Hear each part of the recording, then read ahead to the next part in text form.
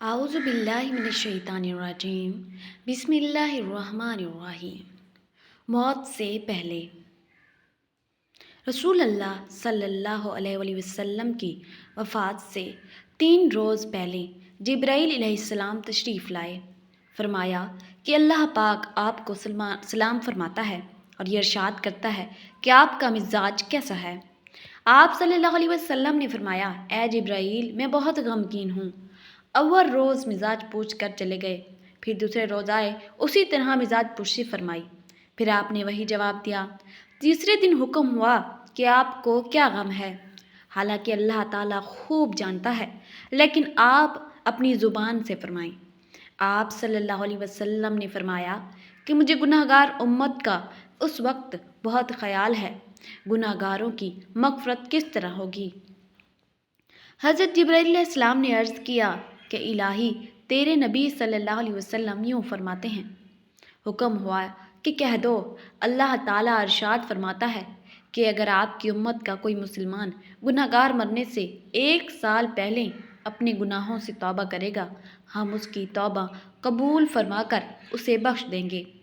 نبی کریم صلی اللہ علیہ وسلم نے ارشاد فرمایا کہ الہی، 1 سال کی مدت بہت ہوتی ہے، الہی میری امت کی مشکل آسان کر۔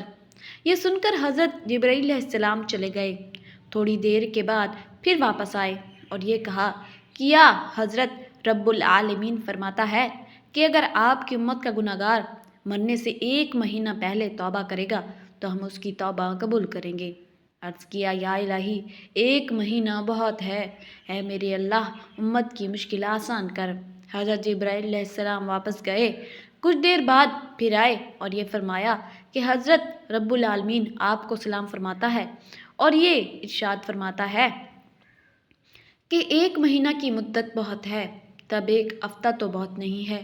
جو گناہ گار آپ کی امت کا بندہ مرنے سے ہفتہ پہلے توبہ کرے گا وہ بخشا جائے گا۔ عرض کیا، الہی، 1 ہفتہ بہت ہے، الہی معاف کر میری امت کی خطاؤں سے درگزر فرما۔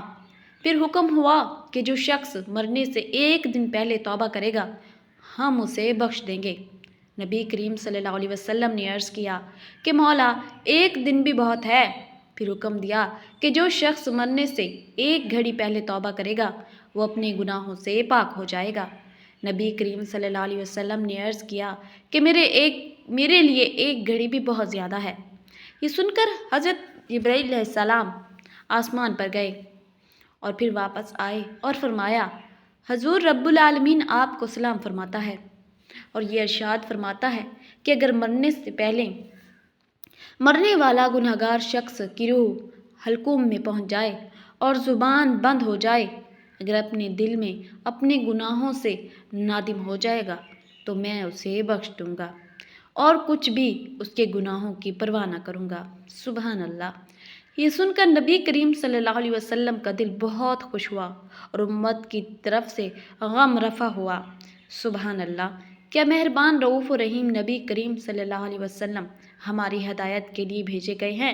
مرض وفات میں اکثر آپ کو غفلت ہو جاتی تھی، اسی غفلت میں فرمایا، ما یفعلون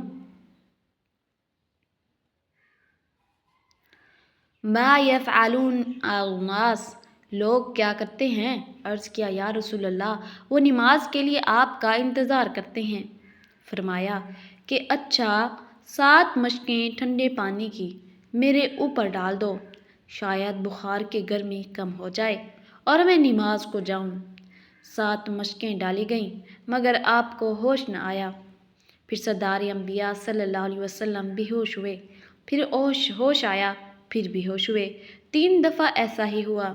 جب 4تھی دفعہ یہ کیفیت ہوئی تو آپ صلی اللہ علیہ وسلم نے فرمایا کہ لوگوں سے کہو کہ نماز پڑھ لیں، اب میرا انتظار نہ کریں، میں اب نہ آ سکوں گا۔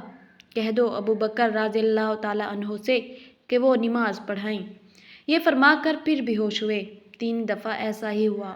جب 4تھی دفعہ یہ کیفیت ہوئی تو آپ نے فرمایا کہ لوگوں سے کہو کہ نماز پڑھ لیں، اب میرا انتظار نہ کریں، میں اب نہ آ سکوں گا۔ کہہ دو ابو بکر رضی اللہ تعالیٰ عنہ سے کہ وہ نماز پڑھائیں۔ یہ فرما کر آپ پھر سے بے ہوش ہو گئے۔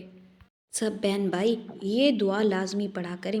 اللہم انی اسألک حسن الخاتمہ، اے اللہ بے شک میں تجھ سے بہتر خاتمے کا سوال کرتا ہوں۔